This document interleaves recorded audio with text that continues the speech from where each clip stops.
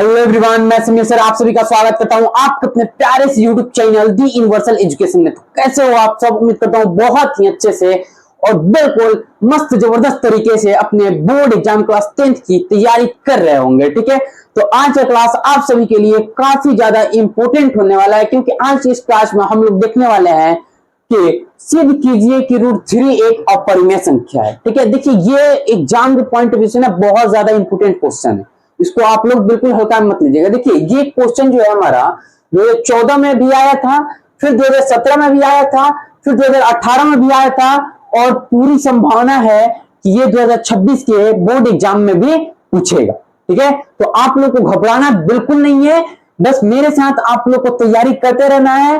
तैयारी कराना वो मेरी जिम्मेवारी है। ठीक है, आप लोग को बस मेरे साथ तैयारी करना है। ठीक है, मैं जो बताऊं वो करो, मैं जिस जिस क्वेश्चन को मैं प्रैक्टिस कराऊं, जिस जिस क्वेश्चन को कराऊं उस पैटर्न पे 2-3 और क्वेश्चन अपने से लगाओ। ठीक है, आपकी तैयारी पूरी बहुत ही बेहतर हो जाएगी। ठीक है, जिससे आपको 95% से कोई नहीं रोक सकता है। ठीक है, अगर आप चाहते हैं कि हमारा मैथ में 95% से एबव आए, तो आप लोग जाकर मेरे इस चैनल में देखिएगा, वहां पर अब की बार 95% पार। ठीक है, उसमें जाइएगा, उसमें जितने भी आपको वीडियो मिलेंगे सभी को देख लीजिएगा। ठीक है, क्योंकि वो सभी बहुत ही ज्यादा इंपोर्टेंट क्वेश्चन है। ठीक है, इंपोर्टेंट क्वेश्चन को ही मैं कराया हूं। तो चलिए आज इस क्लास को हम लोग प्रारंभ करते हैं और देखते हैं कि कैसे सिद्ध कर सकते हैं इसको। ठीक है, तो सिद्ध करने से पहले मेरा आप सबसे बस एक ही रिक्वेस्ट है कि अगर आप हमारे इस चैनल पर नए हैं तो चैनल को सब्सक्राइब जरूर से कर लीजिएगा, और साथ ही साथ बेल आइकन को दबाना बिल्कुल मत भूलिएगा, क्योंकि मैं हमेशा इसी तरह मैथ और साइंस के ट्रिकली, कंसेप्चुअल और इंटरेस्टिंग के साथ साथ मैं प्रीवियस ईयर क्वेश्चन और इंपोर्टेंट क्वेश्चन को भी हमेशा कराते रहता हूं, जिसको आप लोग बिल्कुल मिस ना कर सकें और अपना एग्जाम में अच्छा एक स्कोर कर सकें। ठीक है, तो चलिए हम लोग सिद्ध करते हैं। देखिए हमारा जो क्वेश्चन है वो बोल रहा है कि सिद्ध कीजिए कि √3 एक अपरिमेय संख्या है।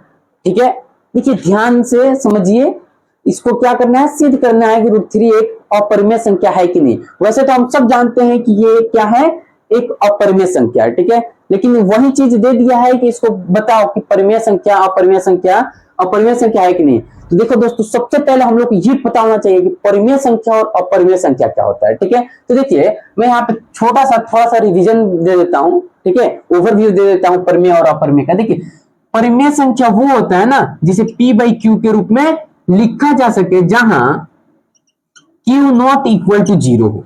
ठीक है, ये क्या हो गया, परिमेय संख्या, परिमेय संख्या।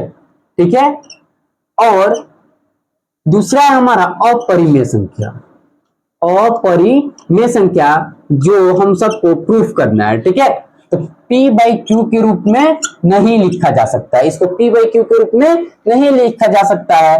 ठीक है, समझ में आया? बस यही ज्यादा मतलब ऑलमोस्ट जो है इंपोर्टेंट वही यही डिफरेंस है। इससे यही आपको डिफिनीशन में बहुत डिटेल से कर दिया जाता है, इसी चीज को बताया जाता है। ठीक है, तो ये हमारा हो गया ओवरव्यू। अब देखिए हम लोग इसको हल कैसे करेंगे पूरे सिस्टमेटिक ढंग से। ठीक है, इसमें घबराने की कोई बात नहीं है भाई, आराम आराम से करते चलेंगे। ठीक है, हम लोग को कोई यहां से दिल्ली पैदल नहीं जाना है, बस एक क्वेश्चन को हल करना है, तो उसको आराम आराम से करेंगे। ठीक है, जल्दीबाजी कोई चीज की नहीं है। देखो यहाँ पे लिखेंगे हम लोग हल। ठीक है, देखिए अब हल लिखेंगे, ये हमारा √3 एक अपरिमेय संख्या प्रूफ करना है। मैं इसको मिटा देता हूं। ठीक है, आप लोग उम्मीद है कि समझ गए होंगे क्या करना है। तो हम लोग को ये प्रूफ करना है कि √3 एक अपरिमेय संख्या है। तो देखिए दोस्तों, जब भी अगर पूछ दे कि √3 एक अपरिमेय संख्या है, तो इसको हम लोग डायरेक्ट अपोजिट मान लेंगे। क्या, अपरिमेय है तो परिमेय मान लेंगे। समझ में आया? देखिए माना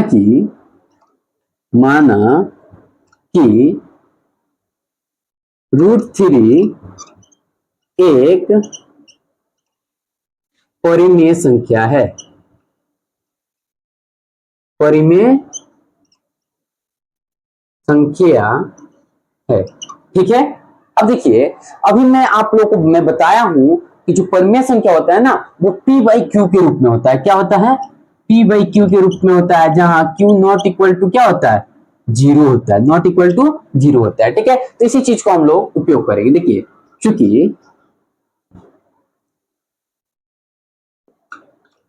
√3 एक अगर परिमेय संख्या है तो ये किसके इक्वल होना चाहिए, p/q के रूप में होना चाहिए, इसे बट्टा के फॉर्म में लिखना चाहिए। ठीक है, अगर नहीं लिखा पा रहा है तो ये हमारा गलत है, तो इसको हम लोग देखेंगे। ठीक है, अब देखिए यहाँ पे हम लोग करेंगे क्या कि दोनों तरफ, सबसे पहला बात मैं एक और बता दूं कि ये जो होता है ना, यहाँ पे जहां में लिखना बिल्कुल मत भूलिएगा। ठीक है, ताकि वो जो एग्जामिनर होता है ना उसको लगता है कि हाँ बच्चा बहुत डिटेल से जानता है। ठीक है, तो उससे एक मतलब पूरा फुल मार्क्स देता है। वो तो 2 नंबर के मार्क्स में आपको 3 नंबर तो दे नहीं सकता है, लेकिन 2 में काटेगा नहीं बिल्कुल, जहां q नॉट इक्वल टू 0 हो।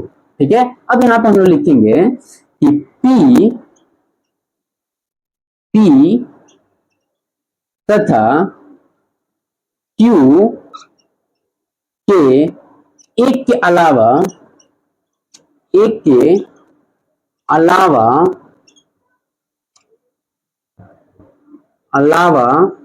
कोई अतिरिक्त गुणनखंड नहीं है, कोई अतिरिक्त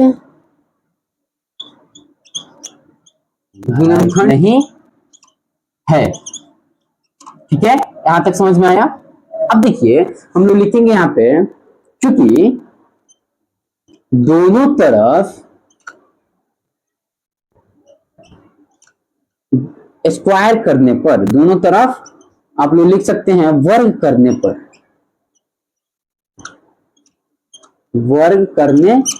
ठीक है, देखिए ये जो दोनों हमारा पक्ष है ना, उसमें क्या करेंगे हम लोग, वर्ग करेंगे। देखिए यहाँ पे √3 का स्क्वायर, वर्ग मतलब क्या होता है, स्क्वायर करना, p/q का स्क्वायर। ठीक है, अब देखिए जब हम लोग यहाँ पे, देखिए इसको मत भूलिएगा, ये या का साइन है। जब बराबर के दोनों पक्ष में अगर कुछ लिखा हो ना तो यहाँ का साइन देना अनिवार्य होता है भाई, आवश्यक होता है। अगर ये नहीं दीजिएगा तो आपको नंबर नहीं मिलेगा, कट जाएगा। ठीक है, देखिए अगर हम लोग देखें तो इसको अगर हम लोग करें तो ये क्या निकल के आ जाएगा, हमारा 3 निकल के आ जाएगा। अब आप बोलोगे सर कैसे, तो ये जो रूट होता है ना, ये रूट होता है, ये स्क्वायर से क्या हो जाता है, कैंसिल आउट हो जाता है। वो कैसे, तो √3 इंटू √3 जो होता है वो दोनों रूट हट जाता है और क्या हो जाता है, बस 3 ही निकल के आ जाता है। समझ में आया। इसको अगर डिटेल्स में जानना है तो आप लोग मेरे चैनल में जाकर जान सकते हैं, अभी मैं डिटेल्स में इसका डिस्कशन नहीं करने वाला हूं। ठीक है, देखिए अब यहाँ पे p स्क्वायर हो गया हमारा, फिर यहाँ पे नीचे भी q में करेंगे तो q स्क्वायर हो गया हमारा। ठीक है, समझ में आया।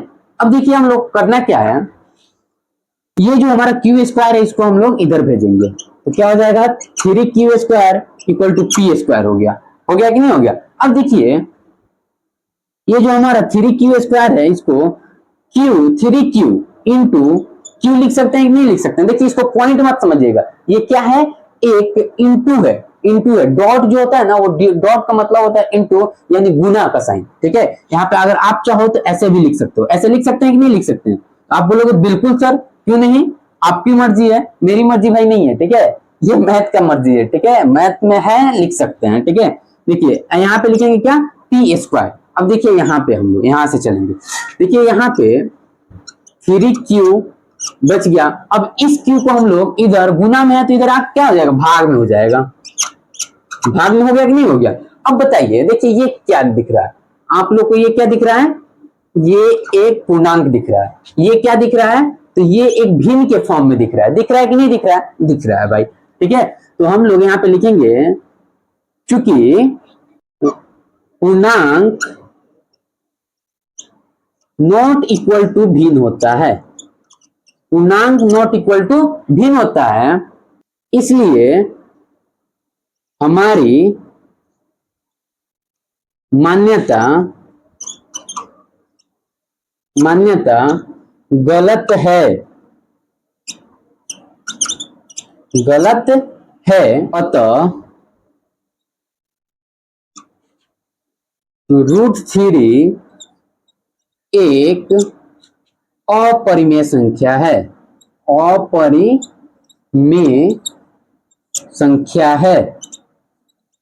ठीक है, समझ में आया। आप बोलोगे ठीक है सर समझ में आ गया। ठीक है, ये क्या हो गया, हमारा प्रूफ्ड हो गया। ठीक है, ये हमारा प्रूफ्ड हो गया, समझ में आया ना। अब देखिए ये कैसे हमारा ये √3 अपरिमेय संख्या ला दी है। तो देखिए दोस्तों यहाँ पे हम लोग रूट 3 जो था उसको हम लोग परिमेय संख्या मानकर चले थे, ठीक है। अगर ये परिमेय संख्या है तो यहाँ पे जो है हमारा स्टेटमेंट जो है यहाँ पे ये हमारा ये पूरा ट्रू निकलना चाहिए, पूरा सत्य निकलना चाहिए, पूर्णांक इक्वल टू भिन्न होना चाहिए, ठीक है। लेकिन यहाँ पे क्या है, पूर्णांक नॉट इक्वल टू भिन्न होता है, वो हम सब जानते हैं, ठीक है। ये रूल ऑफ बेसिक मैथ का है, ठीक है, बेसिक मैथ का रूल है, ठीक है, कि पूर्णांक नॉट इक्वल टू भिन्न होता है। तो यहां से तो ये गलत हो गया, तो इसका मतलब यहाँ गलती आ रहा है, इसका मतलब हम कहीं ना कहीं गलत किए हैं, मानने में गलत किए हैं, तब जाके यहाँ पे गलत आ रहा है। तो ये जो है हमारा परिमेय संख्या ये हो ही नहीं सकता। तो क्या हो सकता है, ये रूट 3 एक अपरिमेय संख्या हो सकता है, ठीक है। उम्मीद करता हूं आप लोग को समझ में आ गया होगा। अगर अब आप लोग चाहो तो इसका स्क्रीनशॉट ले सकते हो। उम्मीद करता हूं आप लोगों ने इसका स्क्रीनशॉट ले लिया होगा। और अब बताओ कमेंट में कि आज से क्लास आप लोगों को कैसा लगा है, ठीक है। कमेंट में जरूर से बताना है, जरूर से बताना है, ठीक है। बिल्कुल बिना बताए जाना नहीं है। देखिए ये अगर आप लोग देख चुके हैं तो अगले इसके पिछला मैं जितना भी क्वेश्चन कराया हूं उसको देखना है तो आप लोग जाइएगा इस चैनल में, ठीक है। और वहां पे जाइएगा, प्लेलिस्ट होगा एक जिसका नाम है अब की बार मैथ में 95% पार, उसमें जाइएगा, उसमें जाकर आप लोग देखिएगा। बहुत ही अच्छा क्वेश्चन को मैं लाकर उसमें कराया हूं जो कि पूछा गया है और उसका संभावना भी है कि आने वाला एग्जाम में पूछ सकता है, ठीक है। तो उन सभी क्वेश्चनों को आप लोग कर लीजिएगा, बिल्कुल भी मिस मत कीजिएगा। और अगर आप लोग को नहीं मिलेगा तो आप लोग के लिए जितना भी इंपोर्टेंट क्वेश्चन होगा, जितना इंपोर्टेंट क्वेश्चन को मैं करा चुका हूं, उन सभी का लिंक मैं डिस्क्रिप्शन बॉक्स में दे दूंगा, वहां से आप लोग बहुत आसानी से देख सकते हैं। और अगर आज का क्लास आप लोग को अच्छा लगा है, समझ में आ गया है, तो फटाफट एक लाइक करने के साथ साथ नीचे सब्सक्राइब का बटन होगा, उसको दबाकर बेल आइकन को ऑन जरूर से कर लीजिएगा, क्योंकि मैं हमेशा इसी तरह मैथ और साइंस के ट्रिकली कंसेप्चुअल और इंटरेस्टिंग क्लासेस को लेकर आप सभी के बीच आते रहता हूं, जिसको आप लोग बिल्कुल भी मिस ना कर सकें। तो चलिए आज की क्लास को यहीं तक रहने देते हैं और फिर मिलते हैं अगली क्लास में। तब तक के लिए आप हंसते रहिए, मुस्कुराते रहिए और बिल्कुल इसी तरह मन लगा के मस्त तरीके से, जबरदस्त तरीके से एग्जाम की तैयारी करते रहिए। जय हिंद दोस्तों।